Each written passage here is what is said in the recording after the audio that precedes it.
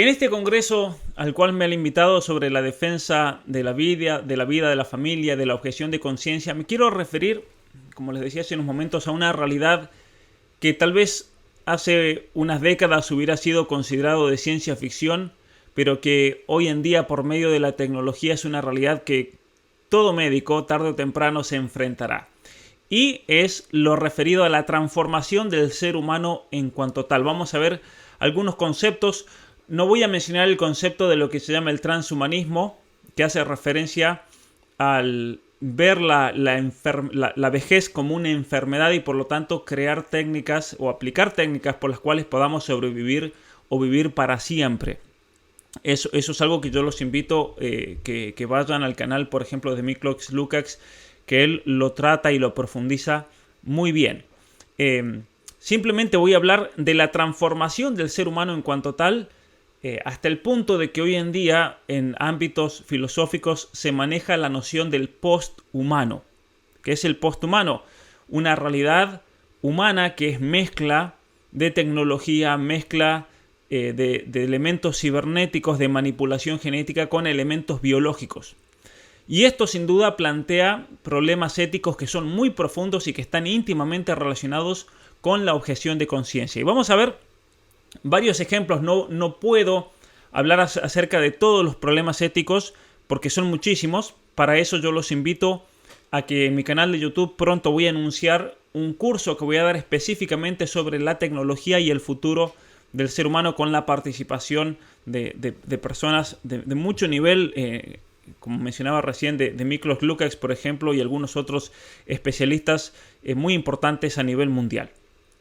Y vamos a hablar, obviamente, de las implicaciones éticas que se siguen de estos casos. Aquí voy a hacer un resumen.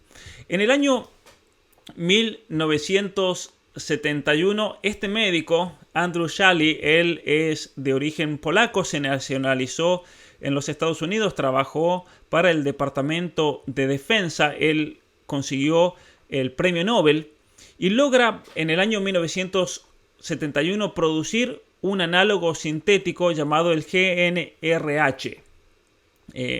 ¿Por qué esto ha tenido un impacto muy grande el día de hoy? Vamos a ver con toda la cuestión de la ideología de género. A partir del año 1981 se aprueba este análogo sintético para normalizar la pubertad de niños que experimentan un trastorno llamado la pubertad precoz. Ahora, la pubertad precoz se considera precoz cuando comienza a una edad muy temprana. Por ejemplo, en niñas, cuando comienzan a menstruar a los 8 años, cuando varones comienzan a desarrollarse ya físicamente como adultos a partir de o antes de los 9 años. Y entonces las razones por las cuales, por ejemplo, se atrasa la pubertad de un niño tan pequeño es porque frena el crecimiento en la altura, previene el crecimiento posterior de los huesos del niño. Hay muchas razones por las cuales es conveniente demorar y que eso ocurra en una edad donde comúnmente ocurre en otros niños. Ahora bien, aquí en Canadá comenzó a usarse esta hormona sintética en el año 1981 con el propósito de suprimir la producción normal de hormonas sexuales masculinas en adultos que se identificaban como mujeres. Entonces, transexuales se les comienza a dar estas hormonas. Vamos a ver ahora en un momento las consecuencias que se siguen de esto. Se le comienzan a dar hormonas y en el año 1998 se describió la primera aplicación para bloquear la pubertad en adolescentes que buscaban cambiar de sexo en Holanda. Ahora bien, han pasado casi 25 años desde este experimento humano en niños y adolescentes y sabemos que cuando estas hormonas se emplean para bloquear el desarrollo normal de un niño, por ejemplo, para transformar un niño, aquí estamos hablando de una transformación del ser humano, se siguen efectos que son extremadamente negativos para su salud, afectan el crecimiento de los huesos, previenen el desarrollo completo y maduro del cerebro, inhibe la fertilidad, muchas veces de por vida, especialmente en la mujer que era infértil de por vida, una niña que toma bloqueadores hormonales y después se arrepiente o logra superar su problema psicopatológico, se encuentra con la dura realidad de que no va a poder quedarse embarazada nunca más. En el varón, por ejemplo, el pene y los testículos no maduran, su masa testicular y muscular no se desarrolla, además de que esto causa cáncer testicular, cáncer de mama en varones y la obesidad. Y en las niñas, estos bloqueadores impiden la menstruación, probablemente dejan a la niña infértil de por vida, como decía recién, además de otros efectos adversos de este análogo sintético para bloquear la producción de hormonas naturales en el cuerpo, tales como la somnolencia, la cefalia, edemas, trastornos digestivos, efectos adversos en el tejido mamario, endometrio y ovario, y la depresión, la cual induce a la ideación de suicidio, la cual es la razón verdadera por la cual tantos niños que se clasifican como trans se suicidan. No es porque los discriminen, sino que esto es una consecuencia de las hormonas que toman, que los bloqueadores hormonales que llevan a desarrollar lo que se llama la depresión suicida.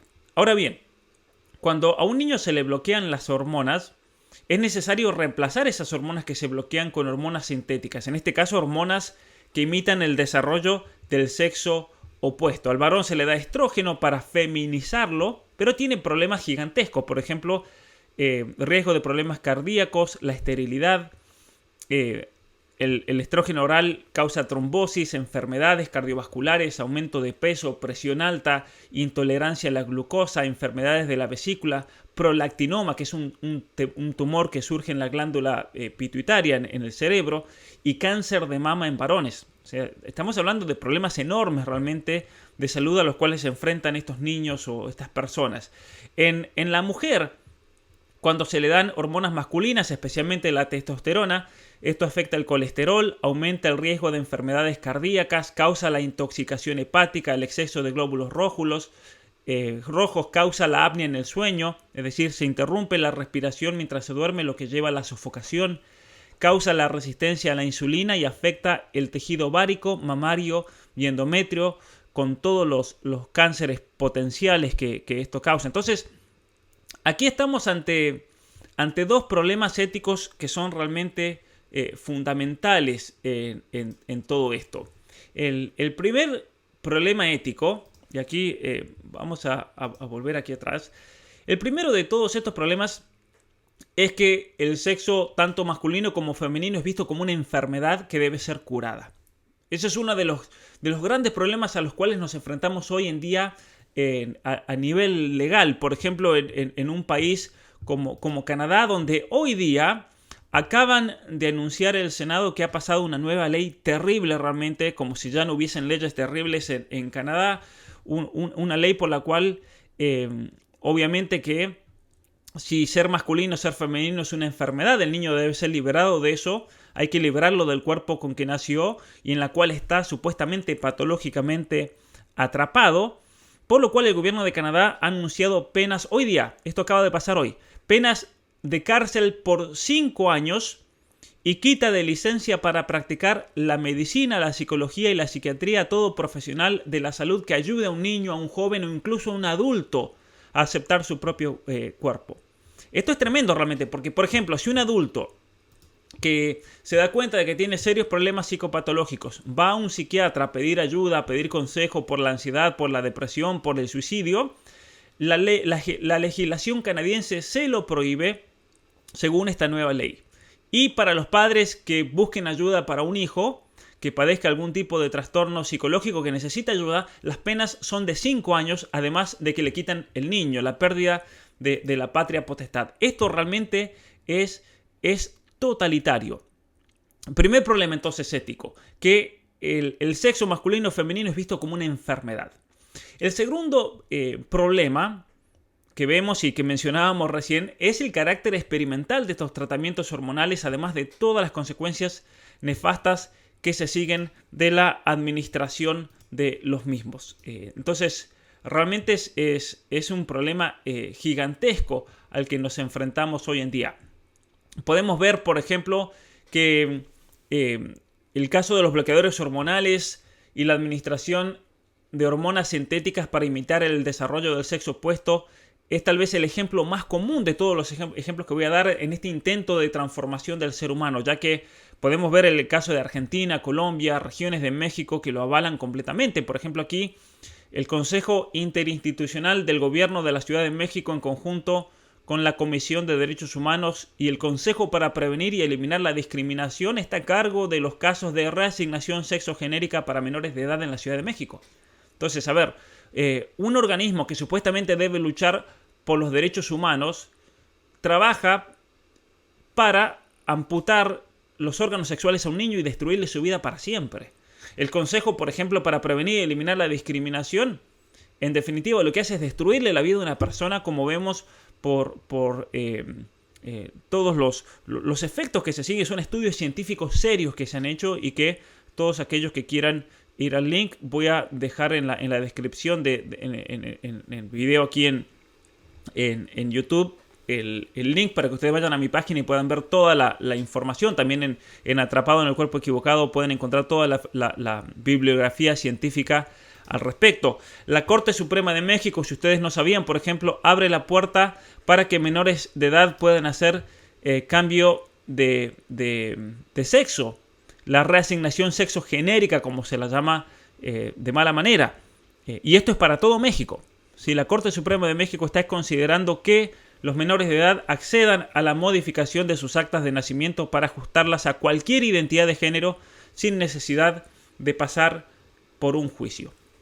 Ahora, el intento por transformar al ser humano no se queda solamente en cuestiones hormonales que son consecuencias de otros elementos genéticos, sino que apunta a elementos todavía más profundos de la constitución genética de la persona humana. Y vamos a ver aquí algunos ejemplos, algunos casos. El 26 de noviembre del año 2018, He Jiankui, quien es o era investigador de la Universidad Austral de Ciencia y Tecnología en Shenzhen, en la China, anunció que su equipo había ayudado a una pareja a dar a luz a niñas que habían sido editadas genéticamente por medio de una técnica CRISP.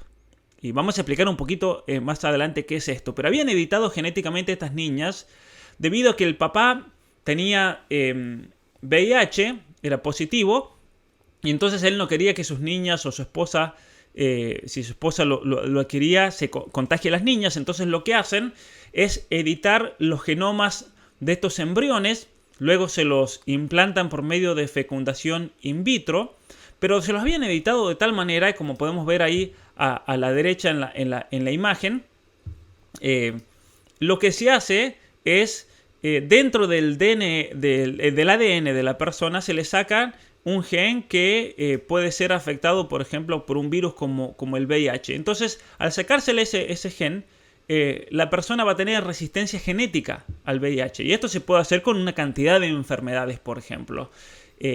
La comunidad científica se alarmó ante este caso de manipulación genética porque, claro, le iba a afectar, no se saben cuáles van a ser las consecuencias posibles en esas gemelas. Y entonces, como esto no se ve bien en su momento a nivel mundial, el gobierno chino reformó el Código Penal y a este científico He Jiankui misteriosamente lo desaparecieron de la faz de la Tierra, como parece que sucede cuando al gobierno chino no le gusta algo. Entonces, es un hecho hoy en día que la edición genética es posible. Otro ejemplo, por ejemplo, Oxitec es una empresa biotecnológica que está localizada en Inglaterra, que está siendo financiada por la Fundación Bill y Melinda Gates. Esta compañía liberó millones de mosquitos modificados genéticamente en el estado de Florida, en los Estados Unidos. Ahora, los insectos que fueron liberados eran todos machos, por lo tanto, si ustedes no lo saben, solamente la hembra es la que pica, le pica a uno, por ejemplo, cuando le pica un mosquito. Entonces lo que ellos esperan es que se apareen con mosquitos hembras, de tal manera que le transmitan, al momento de aparear, un gen letal por el cual la cría que resulte de esa unión muera antes de alcanzar la madurez. Entonces la teoría es, vamos a editar genéticamente un mosquito cuyo cromosoma que le transmita o material genético que le transmita a la hembra, cuando se fusionen, ese nuevo mosquito ya vendrá con un problema genético del momento de la concepción. Por lo tal, entonces terminará muriendo. Entonces lo que tenemos que hacer, es imaginarnos ahora. Imaginémonos, por un momento, que dicha técnica de edición genética, que ya es posible para un mosquito, sea aplicada a seres humanos de tal manera que el embrión que es fruto de la unión entre el hombre y la mujer sea inviable, por ejemplo. Entonces, decir, ¿para qué gastar, por ejemplo, en anticonceptivos, el problema del aborto, poblaciones que se reproducen indiscriminadamente, poblaciones pobres, poblaciones indígenas, poblaciones de comunidades negras? Lo que vamos a hacer es directamente editar genéticamente a estas personas de tal manera que cuando conciban a un niño, ese embrión sea totalmente inviable y no se puede implantar, por ejemplo. Eso es posible. Y tenemos que pensar en esos escenarios. Entonces, con la excusa, por ejemplo, del cambio climático, de la superpoblación, de la pobreza, imagínense que dicho tratamiento genético sea parte del pasaporte sanitario. O sea, aunque parezca una locura y una violación a los derechos humanos, esto no es ciencia ficción, si es una posibilidad real. Entonces dirán, bueno, solamente las personas que sean responsables con el medio ambiente y se hayan tratado genéticamente para que sus posibles hijos, embriones, sean inviables, solamente esas personas van a poder acceder a créditos bancarios, van a poder acceder a un supermercado, como está pasando hoy en Canadá con el pasaporte sanitario, van a poder entrar a una iglesia, como acaba de anunciar el gobierno de Buenos Aires en la Argentina, que solamente las personas que tengan pasaporte sanitario van a poder ir a la iglesia, por ejemplo, a misa, a la fiesta de la Inmaculada Concepción. Entonces, estamos aquí ante un problema ético gigantesco realmente, que tenemos que tener en cuenta. CRISP, ¿qué es esta técnica? Es una técnica que localiza el código genético en el ADN y luego una enzima que es producida por este sistema CRISP, por ejemplo la Cas9, lo que hace es, cuando encuentra, se une al ADN y cuando encuentra el ADN que buscaba, el particular, por ejemplo, un gen que causa la vejez o un gen que predispone a la persona por ejemplo, a tener problemas de vista o a tener un determinado cáncer, lo que hace es cortarlo. Lo corta con una especie de tijera y lo elimina.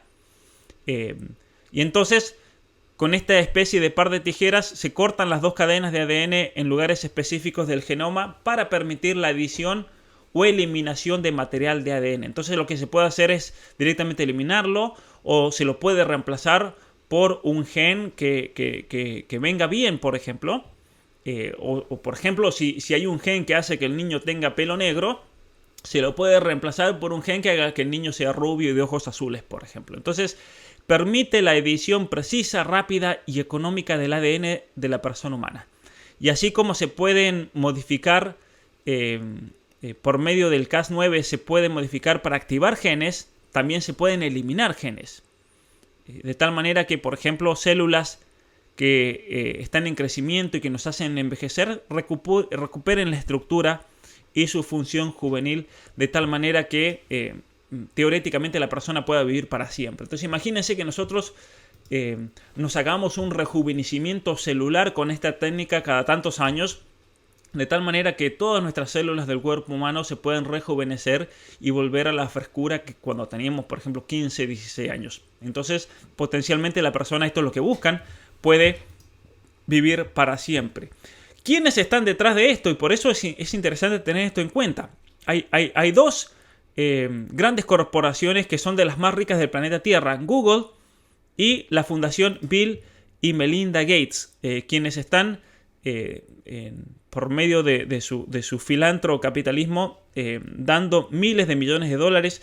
También recientemente Amazon, por ejemplo, el fundador de Amazon, Jeff Bezos, anunció que iba a invertir cientos de millones de dólares para el rejuvenecimiento celular, de tal manera que podamos escapar a la vejez. Esto es el tema, como yo decía un poco más adelante, hace un momento, es lo que está relacionado con lo que se llama el transhumanismo, que para eso pueden obviamente profundizar más en el canal de Miklos Lukács. Otro negocio, otro tema bioético para tener en cuenta con relación a la objeción de conciencia son los testeos prenatales, que son un negocio gigantesco. En este artículo de Annals Reviews, esta es una revista científica de genética humana y genoma, aquí se examinó el uso de las pruebas prenatales no invasivas en Australia, Canadá, China, Hong Kong, India, Israel, Líbano, Holanda, Reino Unido y los Estados Unidos. Y el mercado global, y esta revista salió, como ustedes pueden ver aquí, en el año 2021, es de agosto, pero hace un análisis del año 2019. El mercado global solamente en el año 2019 era de 3.900 millones de dólares y se calcula que llegará a los 7.300 millones de dólares anuales en el año 2024. Ahora, ¿para qué se hacen estos testeos prenatales? Aquí podemos ver, de acuerdo al distinto tipo de testeo, la cantidad de síndromes que pueden localizar. Por ejemplo, el síndrome de Down lo detectan con mucha precisión, así como otras anomalías genéticas menos comunes como el síndrome de Edwards, el síndrome de Patau, el síndrome de Turner, el síndrome de Klinefelter, el síndrome de triple X. Y obviamente que esto está muy relacionado y le abre la puerta a otro negocio gigantesco que es el del aborto. Por eso no es de sorprenderse que son las mismas compañías abortistas las que también están detrás del negocio del testeo prenatal, porque es una manera de convencer a una persona de que se haga un aborto, ya que obviamente buscan por el lado del sufrimiento humano y de la falsa compasión. Ese pobre niño va a nacer con síndrome Down, mejor que no nazca. Si va a sufrir, mejor que no nazca. ¿Para qué vamos a traer al mundo a alguien que sufra? Entonces, el gran problema que el ser humano actual muchas veces no sabe o no quiere comprender. Y esto nos lleva a que en los Estados Unidos, por ejemplo, el 67% de los niños con síndrome que se detecta con síndrome de Down son abortados. En España es el 95%, como podemos ver en esta noticia. Solamente el 5% de las españolas continúa con un embarazo una vez que se entera de que el niño tiene síndrome de Down. En Dinamarca el 98% de estos niños son eliminados, y en Islandia, esto es terrible, el 100% de estos niños son eliminados. Entonces, desde un punto de vista ético, la característica más controversial de estos testeos es que las mujeres, o muchas mujeres, abortarán a su hijo después de enterarse de algún tipo de anormalidad genética. Incluso se podría argumentar que es básicamente una herramienta de marketing para las clínicas de aborto, como señalan los mismos autores de este artículo, que se usa como marketing para hacer propaganda del aborto. ¿Por qué? Y esto lo señalan los autores de este artículo porque muestran la relación costo-eficacia de la financiación pública. Entonces los mismos gobiernos a veces dicen hay que hacer testeos porque los economistas evalúan la vida de una persona con discapacidad como un drenaje o un peso para la economía, y entonces dicen lo más económico es eliminar a esta persona antes que nazca porque esto nos va a costar a lo largo de su vida. La misma Agenda 2030 de las Naciones Unidas promueve de hecho este tipo de aborto eugenésico cuando afirma que las enfermedades congénitas no transmisibles, y esto es textual, dicen constituyen un grave impedimento para el desarrollo sostenible. Entonces las Naciones Unidas dice que si tenemos la Agenda 2030 de desarrollo sostenible o desarrollo sustentable, el tener personas discapacitadas es un impedimento para que un país crezca. Entonces mientras menos discapacitados tenga un país, más fácil va a ser entonces para esos recursos que se llevarían para ayudar a una persona con discapacidad se puedan emplear en cosas que apoyan y nutran el crecimiento financiero de un país. Pero lo mismo lo podríamos decir, por ejemplo, con respecto a las mamás. ¿Cuántas mamás tienen bebés? Y por lo tanto, como tienen bebés, es mejor que no nazcan, porque si nacen, entonces esas mamás tienen que ocuparse con esos niños, ya no pueden trabajar. El tema de la vejez. Si hay viejos dentro de una sociedad, entonces no pueden producir, mejor matémoslo porque estamos gastando dinero en cantidad de cosas. El gobierno de Canadá, por ejemplo, mismo, cada año anuncia cuánto dinero se ahorra por medio de la eutanasia, por ejemplo. Es un problema. Pero bueno, vamos a una de las razones, por ejemplo, por las cuales hay tanta oposición a la ley del latido de corazón en Texas, es porque, según esa ley, el latido del corazón, de hecho, se puede detectar a partir de la quinta o sexta semana del embarazo.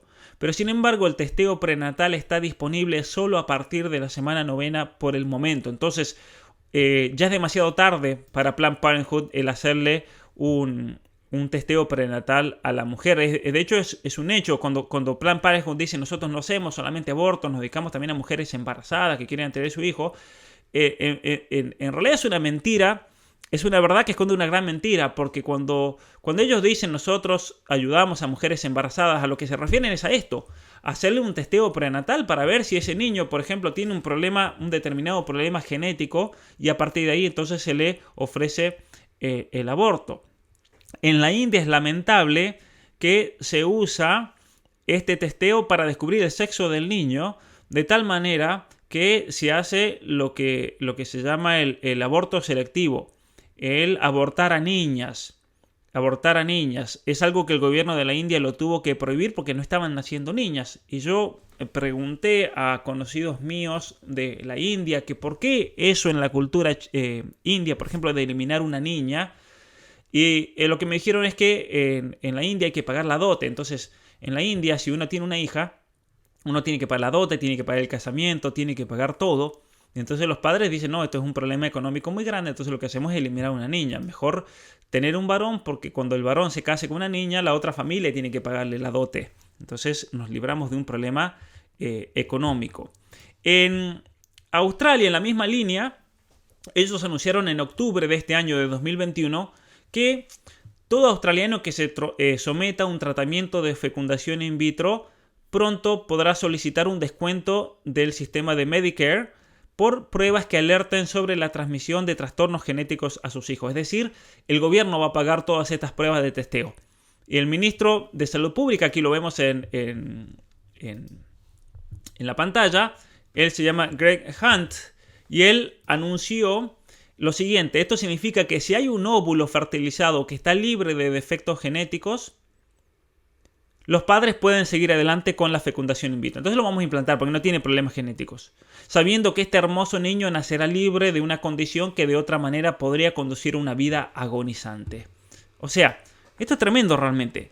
Esto significa que, por ejemplo, para el ministro de Salud de Australia, dejar que nazca un niño con síndrome Down es condenarlo a una vida agonizante. Realmente la deshumanización que produce muchas veces una ideología como esta. Vamos a ver algunos otros ejemplos que me parecen también importantísimos al respecto. El caso de Neuralink. Neuralink es una empresa que pertenece a Elon Musk, la cual se centra en la integración de tecnología de inteligencia artificial en el cerebro humano. Es decir, es introducir chips que por medio de la inteligencia artificial van a mejorar tanto el sistema cerebral, nos van a poder ayudar en el quehacer, en el cada día. Por ejemplo, si yo en un momento digo, estoy viendo una película en Netflix y luego quiero cambiar a otra y simplemente lo tengo que pensar y automáticamente ese chip manda una señal por el cual se cambia, por ejemplo, por simplemente dar un ejemplo. Esta compañía, Neuralink, hicieron pruebas con cerdos a los que se les puso a jugar videojuegos. Luego se implantó, otro experimento que hicieron, se implantó un chip en el cerebro de un mono para que juegue al Pong, un juego del año 1972. Esta vez sin ningún tipo de mediación, simplemente con su mente el mono podía jugar a este videojuego. Pero ¿cómo es que lo hicieron? Porque es interesante también entender el proceso. Lo que hicieron es que este mono, anteriormente a la implantación del chip, le implantaron 2000 electrodos en la corteza motora del cerebro, en una región que coordina el movimiento de la mano y el brazo. Luego le dieron un joystick para que juegue. Una vez que aprende a jugar este juego simple, comenzaron a registrar todos los movimientos y los circuitos que iban entre la mano del mono y su cerebro, y eso iba creando todo un algoritmo. Y entonces el mono aprendió a interactuar con la computadora, en primer lugar con el tema de comerse una banana. Entonces interactuó con la computadora para conseguir puré de plátano. que tomaba por medio de una especie de pajita metálica. Entonces los investigadores usaron este experimento para analizar todos los patrones de actividad neuronal en relación con los distintos movimientos del joystick. Y una vez entonces que el joystick fue desconectado de la computadora, el mono pudo jugar a este juego a pesar de no tener ese joystick en su mano ya más. Entonces, Elon Musk viene insistiendo sobre la idea de que estos dispositivos son necesarios para ayudar a humanos a mantenerse al día con la inteligencia artificial y para complementar nuestra capacidad intelectual, de hecho. Entonces, Neuralink, por ejemplo, aquí hay dos tipos distintos de implantes que se han diseñado. El primero que se presentó es el de la izquierda, que era un poco más complicado. El último que se acaba de presentar es simplemente como si fuese una pila de esas chatas que se inserta en el cerebro. ¿Para qué sirve esto? Por ejemplo, para escuchar música directamente en el cerebro sin tener que usar el celular o sin tener que poner música fuerte. Directamente uno la puede escuchar dentro de uno mismo. Yo, por ejemplo, aquí planteo un problema que se puede seguir. A ver, si una persona puede tener dentro de un chip, supongamos todo un playlist de Spotify y puede escuchar música, también tranquilamente esa persona, ese estudiante, ese joven, podría ponerse dentro de ese chip los apuntes leídos de su clase, de un libro, e ir a rendir un examen y simplemente escuchar en el interior suyo toda la información que él requiera, pensarla y así de esa manera copiarse ya con un nivel de tecnología mucho más sofisticado. Entonces, según este sistema de Neuralink, se pueden controlar el nivel de hormonas en el cuerpo. Pensemos en esta aplicación en el caso de personas que padezcan trastornos de identidad de género. Se puede usar para manejar el celular, para cambiar canales en la televisión, distintos shows de Netflix, o incluso para manejar nuestras computadoras sin tener que tipear, sin tener que usar el teclado. Podemos escribir, según Elon Musk, mucho más rápido. A medida que vamos pensando, se va escribiendo todo en la pantalla. Entonces, otro objetivo de este proyecto es desarrollar tecnología y avances que ayuden en caso de daños cerebrales graves, como consecuencia, por ejemplo, de un derrame, de un cáncer, de alguna lesión congénita. De hecho, Elon Musk en Twitter, en abril de este año, anunció que los productos de Neuralink ayudarán que una persona con parálisis pueda usar un teléfono con su mente mucho más rápido que alguien usándolo con sus pulgares. Y aquí, entonces muchos dirán, bueno, pero a ver, Neuralink puede servir para cosas que parecen de otro mundo realmente, o también puede servir para avances que ayuden en casos de problemas cerebrales graves. Y eso es un dilema que hay que tener en cuenta aquí en la bioética. El dilema es el siguiente. Estamos hablando aquí de terapia. ¿Y cuándo estamos hablando de una mejora humana que pueda terminar incluso destruyendo lo que significa ser un ser humano?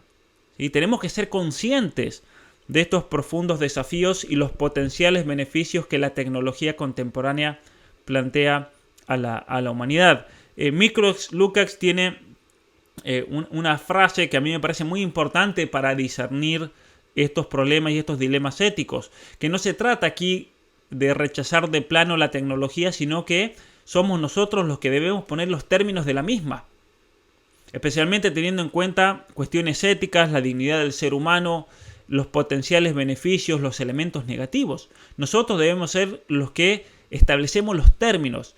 Por ejemplo, un caso clásico, cuando surge la televisión, muchas personas alertaron acerca de los peligros que podía significar la televisión para la vida familiar, para el embotamiento de la persona humana, que ya no iba a leer tanto, no iba a pensar, lo iban a manipular. Y entonces el hecho de la televisión era algo inevitable, que tarde o temprano se iba a terminar imponiendo a nivel mundial. Lo importante en el debate era que uno debía ponerle los términos a la misma. Uno decir, bueno, ¿qué es lo que voy a ver? ¿Cuánto voy a ver? ¿En qué momento voy a ver? Y no dejarse dominar por una tecnología como esa. Aquí pasa absolutamente lo mismo, entonces.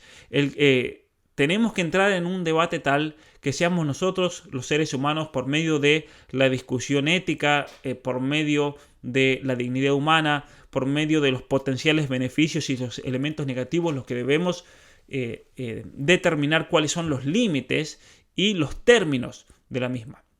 Además, hay que tener en cuenta que así como la tecnología, por ejemplo, puede amplificar el bien, también puede amplificar el mal. Es un hecho. Y una tecnología sin ética y sin principios fundados en la naturaleza del ser humano se pueden volver de hecho en contra del mismo ser humano. Entonces, el problema que vemos con todas estas tecnologías como la técnica CRISP o por medio de las innovaciones de una compañía como Neuralink es la transformación total del ser humano. Por eso a esta conferencia yo le puse el futuro del ser humano. De tal manera que ya no podemos hablar de un ser humano natural, sino de un ser humano tecnológico, lo cual ha dado, dentro de los ambientes filosóficos, ha dado lugar al concepto de lo que se llama el posthumano. Y por eso tenemos que ser conscientes que nosotros estamos ante las puertas de un nuevo mundo y esta revolución tecnológica está ocurriendo con un ritmo mucho, pero mucho más rápido del que nos imaginamos. Es increíble y son muchas las cosas que no sabemos realmente que se están produciendo en secreto y solamente se hacen públicas una vez que se logran los resultados. Entonces, una pregunta que nos podemos hacer nosotros se nos tiene que venir aquí a la mente. ¿Qué consecuencias se van a seguir de todo esto? ¿Será que algunas personas, aquellos que se consideran de la élite, van a comenzar a diseñar y rediseñar a sus hijos de una manera mejor, que busquen una longevidad extrema, vivir para siempre? Y por otro lado, parte entonces de ese planteo es la exigencia del control poblacional. Porque si entonces nos podemos mejorar hasta tal punto de que podamos vivir para siempre, se hace necesario entonces que las personas no puedan tener hijos, por ejemplo. Entonces, como condición, puede imponer usted, se puede mejorar genéticamente para que pueda rejuvenecerse constantemente, pero una condición es que no pueda tener hijos. Entonces le vamos a hacer una modificación genética de tal manera que su prole perezca, por ejemplo, o que quede infértil de por vida. Esto va a ser para una élite que controle el resto del mundo, tal vez. Son planteos realmente importantes que nos tenemos que hacer, especialmente en la situación actual que estamos viviendo de tanto control y de tanta manipulación mediática. Muy bien, la biomedicina es un hecho, la inteligencia artificial, otras tecnologías van a reconfigurar cada vez más la condición humana. No hace mucho, por ejemplo, hace 10, 20 años, muchos de estos avances científicos que mencionaba eran ciencia ficción. Ahora ya no es así.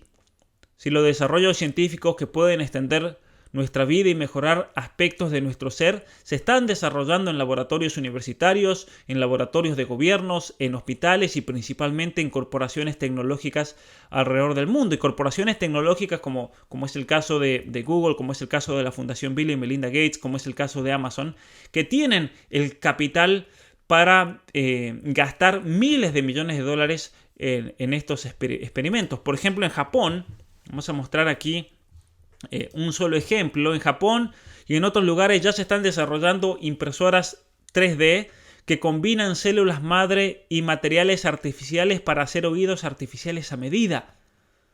Entonces uno puede hacerse un oído artificial a medida producido con células madre, células que son células humanas. Entonces se pueden imprimir células y biomateriales que conformen distintos tejidos humanos. No faltará mucho tiempo para que, por ejemplo, se puedan imprimir órganos completos. Hasta el momento, la impresión 3D se usa para implantes dentales, para prótesis, para modelos, por ejemplo, para que los cirujanos practiquen antes de hacer cortes en un paciente. Pero sin embargo, ya se ha pasado a la impresión con plásticos y metales, a la impresión con células que luego forman tejidos humanos vivos. Entonces no pasará mucho tiempo hasta que se logren distintos implantes de la producción de esta tecnología. Y esto también entonces trae problemas no solamente biomédicos, sino también problemas en relación a cuestiones geopolíticas. Entonces, el gobierno de Canadá, por ejemplo, tiene todo un instituto dedicado a la investigación de la convergencia entre la tecnología digital y lo biológico, que es un hecho, ¿sí? Este proyecto anuncia lo siguiente: los sistemas biológicos y digitales están convergiendo y podrían cambiar la forma en que trabajamos, vivimos e incluso evolucionamos como especie. Más que un cambio tecnológico, esta convergencia biodigital puede transformar la manera en que entendemos al ser humano y hacer que redefinamos lo que consideramos humano o natural. Esto me pareció importantísimo aquí. Entonces, no estamos hablando simplemente de un cambio tecnológico o de avances tecnológicos, sino que esta convergencia entre lo digital y lo tecnológico y lo biológico va a transformar, de hecho, lo que significa ser humano. Vamos a tener que redefinir qué significa ser humano, qué significa ser natural. Y es interesante que en este documento, por ejemplo, se hablan de los problemas geopolíticos.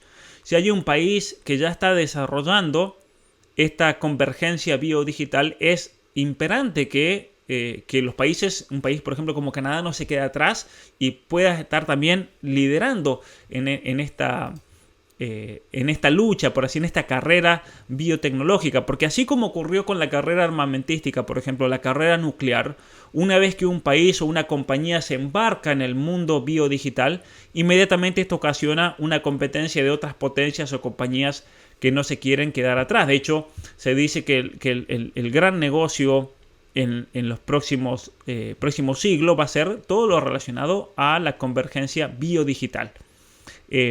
Entonces, una evaluación y reflexión ética de la tecnología y de su papel en la vida del ser humano es fundamental para nuestro futuro. Las tecnologías o procedimientos médicos que inicialmente se consideraron impactantes, por ejemplo el caso de la cirugía del corazón, del marcapasos, estaban en los límites de la aceptabilidad. Hoy en día se consideran normales. Operaciones por las cuales una persona pueda recuperar la vista, por ejemplo, que no necesita usar ya más de anteojos. Pero sin embargo aquí lo que nos estamos planteando ya es otra cosa, es otro nivel. Es una transformación completa del ser humano en un llamado organismo cibernético. De hecho, uno de los planteos, y por eso puse esta imagen aquí en pantalla, uno de los planteos es lograr liberar a la mujer de la carga de gestar un niño, de tal manera que sea por medio de sistemas, de ambientes que imiten el vientre del ser humano, de la mujer, y puedan desarrollarse niños fuera, niños que sean totalmente genéticamente modificados y puedan ser desarrollados fuera de su propia madre, de tal manera que ya no se necesite ni siquiera de los embarazos, de la subrogación de vientres. Entonces, científicos están trabajando para, aquí puse una imagen que es muy significativa. Aquellos que aceptan la tecnología vivirán para siempre, serán especies de cyborgs, frente a aquellos que se queden en el pasado, que morirán y quedarán en el recuerdo. Entonces, eso es un problema real al cual se está enfrentando la ética y la bioética hoy en día. Hay científicos que están trabajando para identificar a los genes, por ejemplo, responsables del envejecimiento y de diversas enfermedades. Está todo el proyecto Genoma Humano, identificar cada uno de los genes del ser humano y especialmente no solamente aislarlos, sino encontrar cuál es la relación que tiene un gen determinado con algún hecho del ser humano. De tal manera que se pueda agregar, que se puedan eliminar, que se pueda alterar el material genético en lugares específicos del genoma para mejorar la salud y posiblemente extender la vida de esa persona, posiblemente en muchos casos para siempre. Y ahora voy a poner algunos ejemplos, un par de ejemplos que ilustran este campo. En el año 2017 se aprobó una terapia genética que se llama Kymriah, recibió la aprobación del FDA en los Estados Unidos, y en 3 meses posteriores al tratamiento con Kymriah, el 83% de los pacientes presentaron una remisión completa de la leucemia o una remisión completa con recuperación incompleta del recuento sanguíneo. Entonces, ¿cómo funciona esta terapia? Se le sacan células blancas al paciente de cáncer. Luego a esas células se las llevan a un laboratorio. En el laboratorio esas células, por medio de la reingeniería, eliminan todas las células cancerígenas. Luego esas células son reprogramadas y son enviadas de vuelta al cuerpo. Son administradas. Entonces es una especie de transfusión, pero en vez de transfusión de sangre es una especie de transfusión de células. De tal manera que se puedan reemplazar todas las células cancerígenas, eliminarlas en el cuerpo de la persona. Otro ejemplo, de los últimos meses, hay una compañía que se llama Spark Therapeutics, que ellos produjeron Luxturna. Luxturna es una terapia genética para los ojos que buscan eliminar enfermedades hereditarias. Entonces lo que se hace es alterar un vector viral asociado al adeno para proporcionar un gen saludable que reemplace una mutación en el gen que, por ejemplo, causa la enfermedad retiniana degenerativa hereditaria. Entonces, una persona que padezca una enfermedad hereditaria por la cual se le compromete la retina, lo que se hace es transformar ese gen que recibió de sus padres, de sus abuelos, de sus tatarabuelos, de tal manera que esa persona ya no padezca esa enfermedad. Sin embargo, y aquí hay que hacer una distinción entonces para que se entiendan dos tipos de técnicas diferentes. Una cosa es la ingeniería genética somática, son estos ejemplos que acabo de dar. Yo tengo un gen que me produce una enfermedad, por medio de ingeniería genética se me quita ese gen, se me reemplaza y listo. Yo me libro, por ejemplo, de padecer un problema visual o un cáncer determinado. Eso es una cosa. Pero y afecta solamente al individuo que recibe el tratamiento, no a sus descendientes. Entonces, si a una persona que recibe ingeniería genética somática le cambian un gen, no es que luego ese gen lo va a transmitir a su progenie. Pero, sin embargo, aquí hay un problema gravísimo con CRISPR. El otro tipo de ingeniería genética que se llama germinal. ¿Por qué? Porque podría ser aprovechado para impulsar cambios genómicos a través de generaciones o incluso a través de una especie entera. Entonces, el potencial para la ingeniería genética germinal, a diferencia de la ingeniería genética somática, perturba a muchas personas, especialmente esto trae muchos problemas éticos. ¿Por qué? Porque la ingeniería genética germinal se refiere a la manipulación de las células germinales, es decir, tratar con óvulos, con espermatozoides, con células embrionarias, de tal manera que, por ejemplo, cualquier cambio realizado en un embrión se va a transmitir de generación en generación. Entonces, imaginémonos que comiencen a sacar embriones en serie, de tal manera que esos embriones sean inmunes, por ejemplo, al cáncer de piel. Entonces pueden estar expuestos al sol, que sean inmunes a problemas visuales, eliminar todos los genes que puedan implicar algún problema de trastorno visual en relación al cáncer, reemplazar genes de tal manera que esos niños, en vez de medir 1,50 m, 1,60 m, midan 1,90 m, que sean personas con gran musculatura, con gran resistencia, que sean personas de tal color de piel, de tal color de ojos, de tal color de cabello, y cualquier cambio realizado se pueda transmitir de generación en generación. Entonces, una vez que se logre esto, se habrá logrado el primer paso para la transformación del ser humano tal como lo conocemos. Y así entonces podemos diseñar niños según nuestras preferencias. Y esto es lo que trae realmente graves cuestionamientos éticos, y obviamente que en un congreso de objeción de conciencia me parecía muy importante hablar de este tema, porque obviamente que todas estas terapias y tecnologías no se realizan sin la cooperación y la participación de especialistas de la salud. Así que muchísimas gracias realmente por la invitación a hablar, la invitación a exponer. Este video, como yo les decía, va a quedar en mi canal de YouTube, donde pueden ver en la descripción del mismo el link para todos aquellos que quieran profundizar y obtener los links que se refieren a todos estos temas que he mencionado a lo largo de la conferencia. Ahí lo pueden encontrar. Muchísimas gracias nuevamente por la invitación a esta conferencia, y espero que que al menos este pantallazo que he dado acerca de los problemas éticos, los problemas bioéticos que se siguen de las nuevas tecnologías, realmente no tanto obviamente para alarmar, aunque muchas personas también se pueden alarmar ante tantas cuestiones que se están realizando, pero principalmente para pensar cómo nosotros debemos ser los que, como dice Miklos Lukács, le debemos poner los términos a todos estos cambios tecnológicos y especialmente a ese intento también que está muy presente aquí de ser como Dios. ¿Qué consecuencias se puede seguir de esto? Incluso qué consecuencia nefasta para el ser humano se puede seguir de todas estas aplicaciones tecnológicas. Muchísimas gracias. Muchas gracias por haber visto este video y haber visitado mi canal. Si no estás suscrito, te invito a hacerlo en este momento y a compartir este video.